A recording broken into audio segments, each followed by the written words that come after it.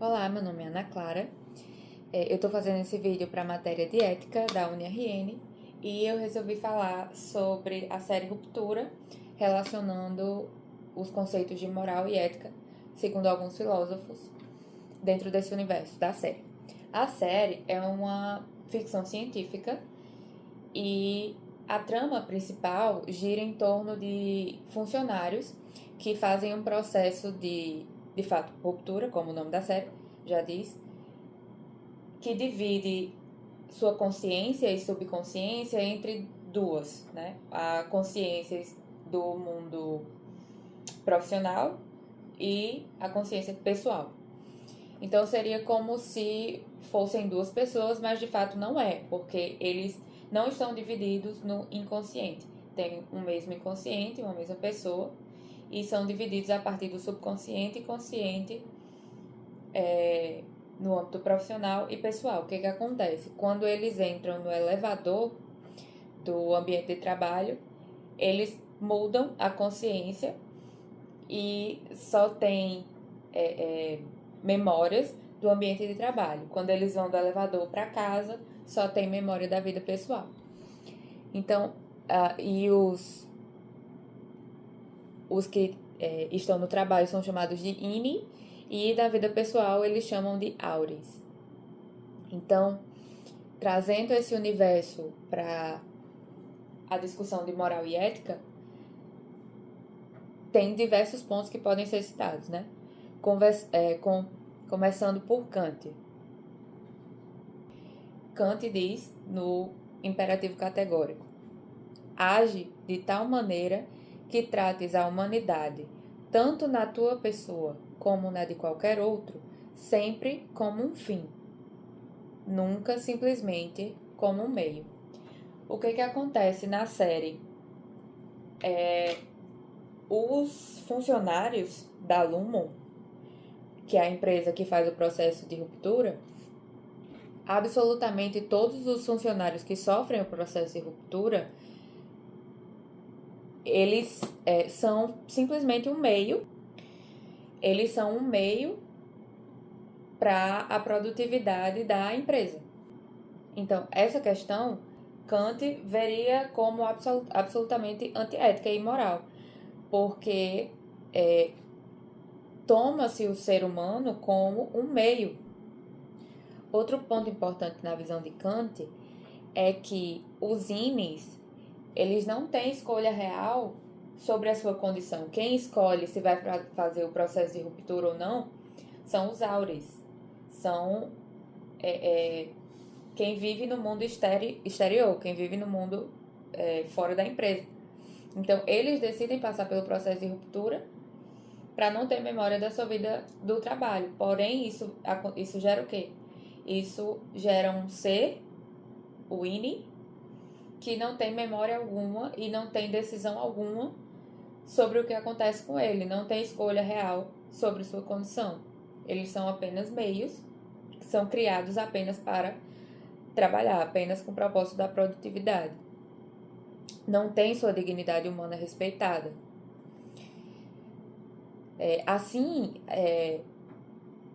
Ainda na visão de Kant, nem os INES, nem os AURES seriam, então, livres. Por quê? Porque nenhum dos dois tem consciência plena, tem conhecimento pleno sobre as suas ações. Uma das esferas da sua vida, seja pessoal ou seja do trabalho, sempre será um mistério.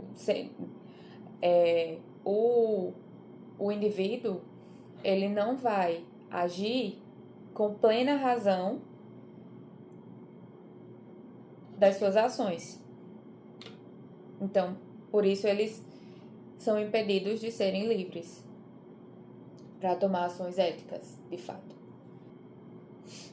Para Aristóteles, Aristóteles diz que a ética é a busca pela eudaimonia, que seria a plenitude, a felicidade. Então, para atingir essa plenitude, essa felicidade, deveria haver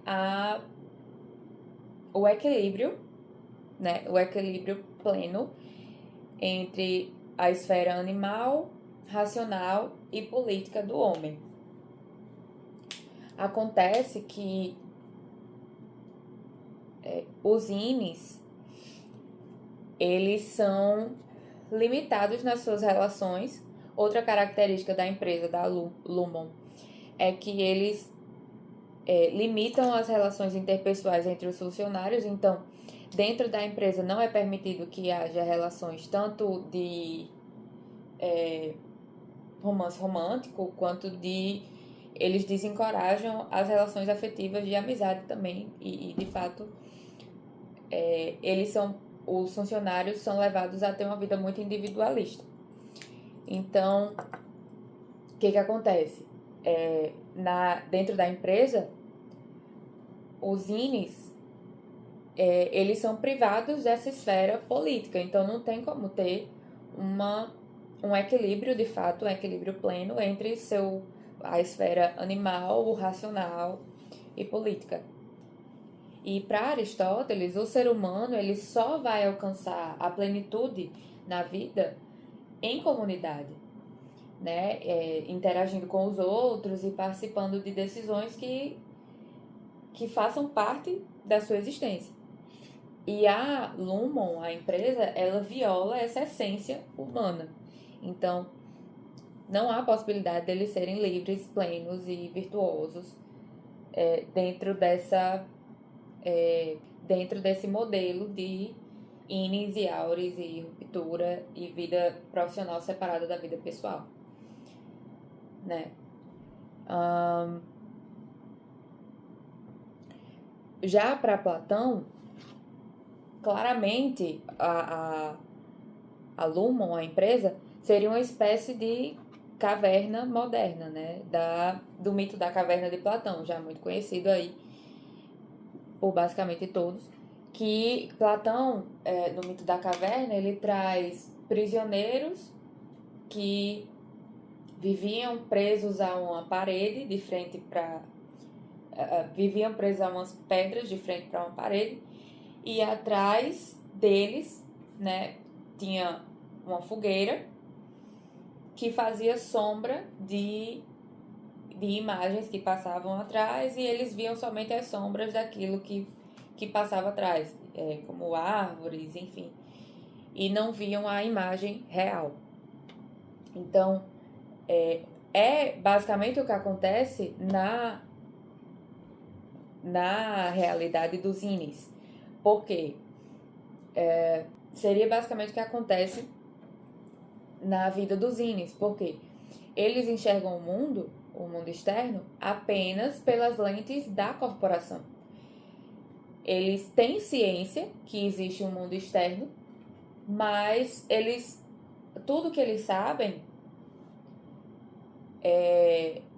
eles sabem através dos ensinamentos da Lumon, da empresa, da filosofia da empresa. Eles seguem a filosofia da empresa, eles seguem as palavras do fundador da empresa, o Egan, que para eles é como o supremo da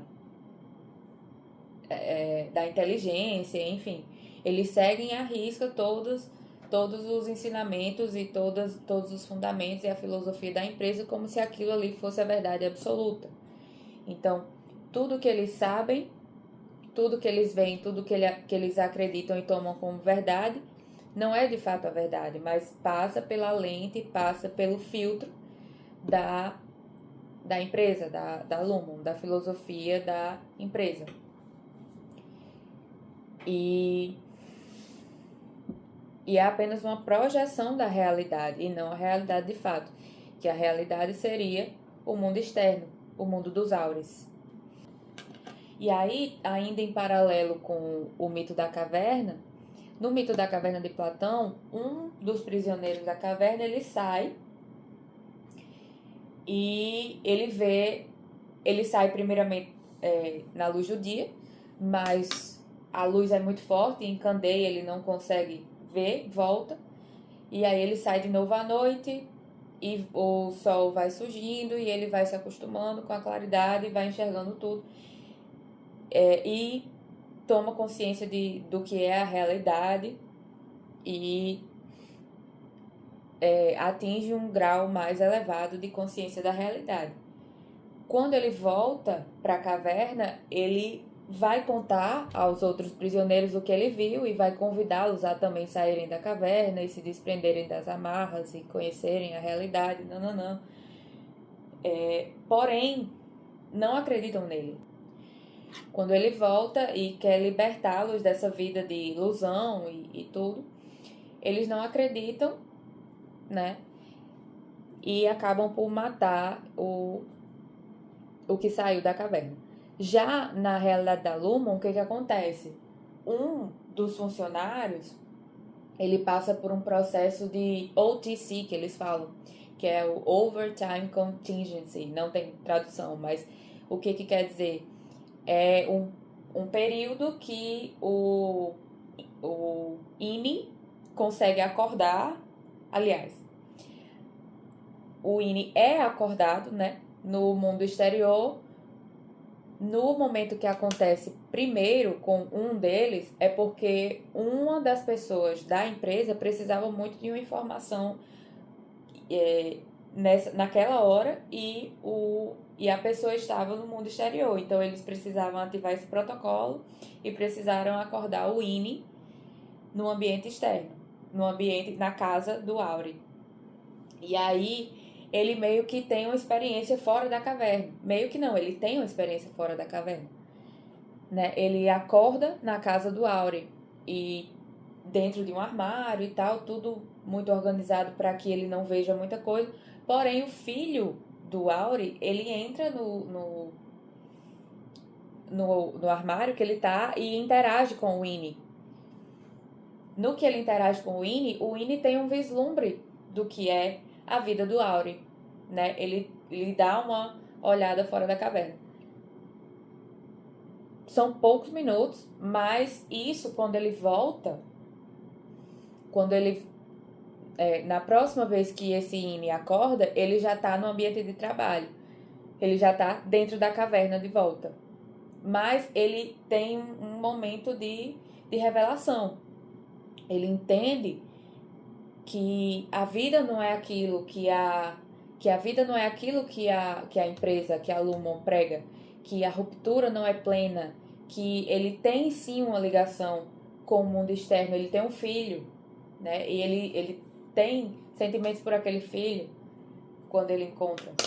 Então é uma revelação para ele e isso causa uma revolta e causa ativa de alguma forma o senso moral dele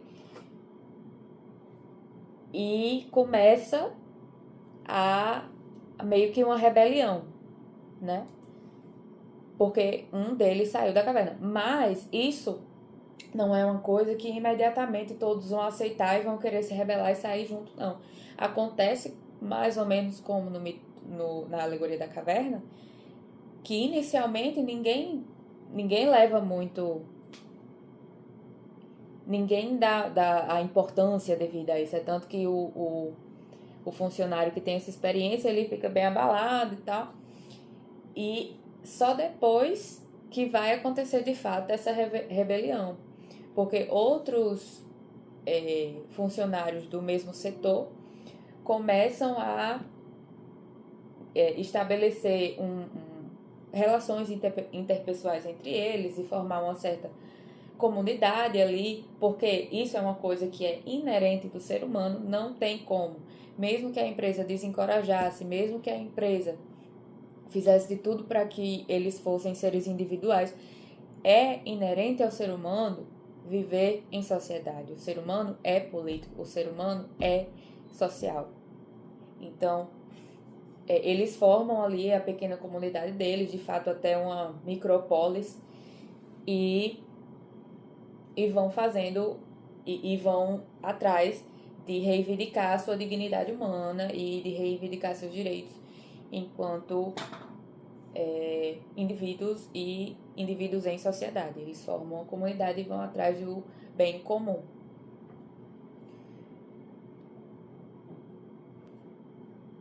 E aí,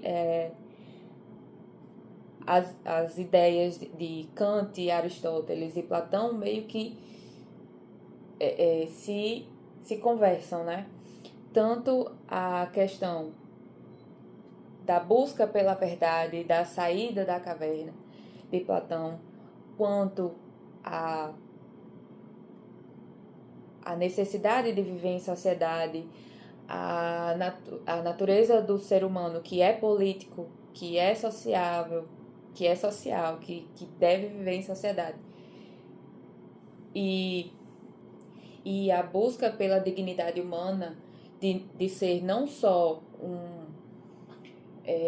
um meio para a satisfação de alguém ou de alguma empresa, ou de ser não só um meio de produção, um recurso humano, mas um agente da sua própria existência, um agente moral e ético, né?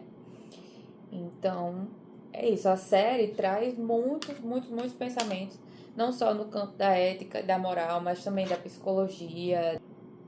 São um mundo de discussões em uma série só. E eu tentei trazer aqui tentei discutir um pouco de muita coisa que eu li, que eu relacionei e discuti com algumas pessoas também sobre essa série. Mas é isso aí. Obrigada e até mais.